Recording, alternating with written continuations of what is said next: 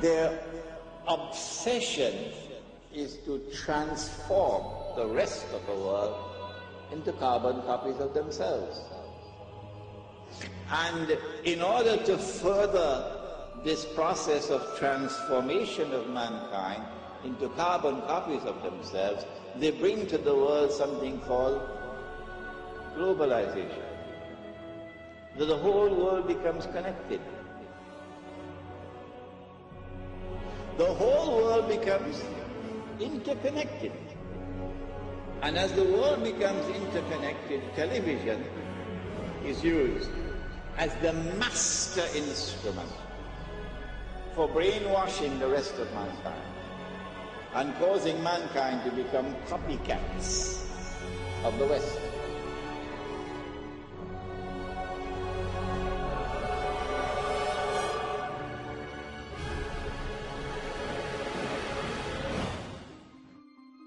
So in a sense, what we're seeing is using branding that is so enmeshed in our culture and in our lives as a way back into our own societies, a way to engage with globalization. Because if you pick up a shoe now, you have the story of globalization in your hand.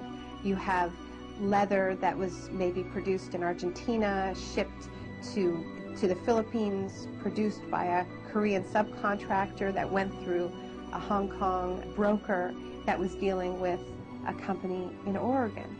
So you're looking at this thing, and if you can deconstruct it, if you can trace all the components through the global economy, and not only that, but find out how much that company that's selling you that shoe spent on advertising last year, and how much money they paid a superstar athlete to sponsor them, then you have the disparities of the global economy in miniature, the winners and the losers. What we've seen in the past 6 years is an explosion of brand-based investigative activism, where you have campaigners that have peeled or looked behind the brand, peeled away the facade to see how the goods are produced. There are labor groups in the United States that have sponsored tours of Nike workers, of Gap workers, going to U.S. campuses, to community centers, to tell people how their products are produced. And of course, this is very uncomfortable for these companies, because even though they are the engines of globalization, they don't really believe in globalization, not this kind of globalization, right? I mean, their whole system depends on the world of production and the world of consumption staying safely apart, and there not being this connection at the grassroots where we learn the secrets behind our shiny, perfect, airbrushed global world. So now these brands have become, in many ways, the most visible targets of globalization, so much so that whenever you see a protest, during a protest, there'll be a line of riot cops guarding the Starbucks, guarding the Gap, guarding the McDonald's. And this strikes me as tremendously symbolic, somehow, that they're guarding the facade, the entry point into the world of globalization. And what this activism is doing is it's putting them together. And it's going to the shiny facade of the brand outside the mall, outside the superstore, and saying, we know how your products are produced. That's what these campaigns do. They make globalization real. They say, it's about the food that you eat. It's about the clothes that you wear. It's about the toys you buy your kids.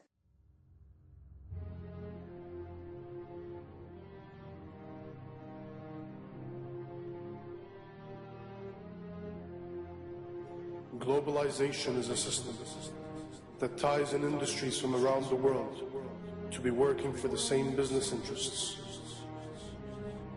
A machine, globally fulfilling the needs of the few, teaching you that humanity will perish without it.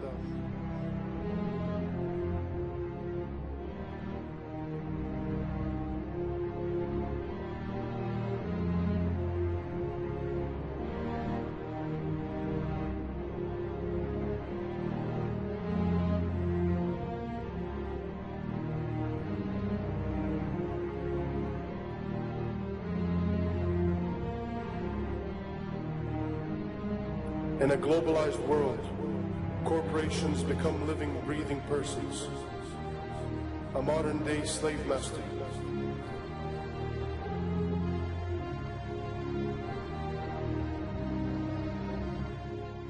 These are a special kind of persons which are designed by law to be concerned only for their stockholders.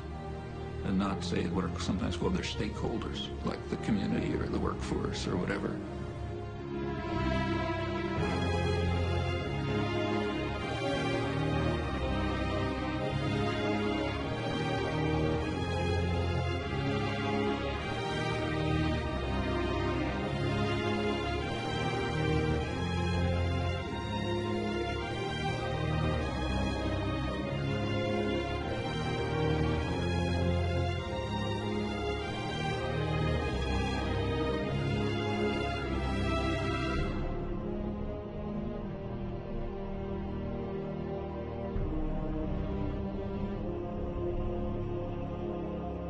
We are deceived into believing that without the system, we won't survive. But in fact, the system won't survive without our support. Just like a beehive, it needs its drones. People who will never ask questions, people who will never step out of line, who will begin to need the prison they are in, depend on it. Love it.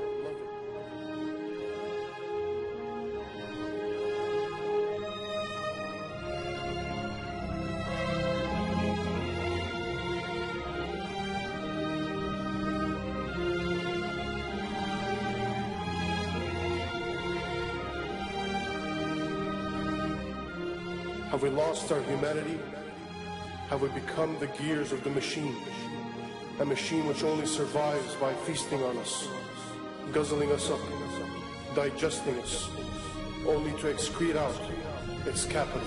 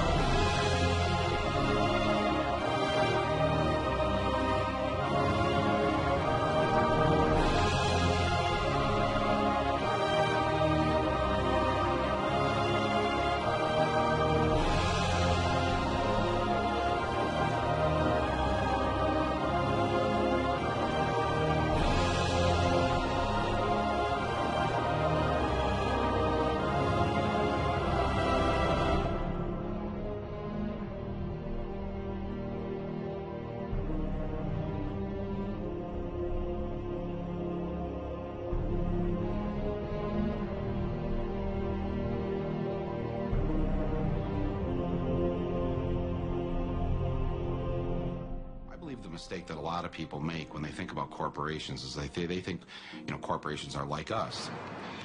General Electric is a kind old man with lots of stories. Nike. Young. Energetic. Microsoft. Aggressive. McDonald's. Young, outgoing. Monsanto. Immaculately dressed. Disney. Goofy. The Body Shop. Deceptive. They think they have feelings, they have politics, they have belief systems. They really only have one thing, the bottom line.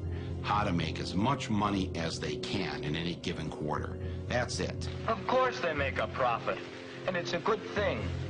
That's the incentive that makes capitalism work, to give us more of the things that we need.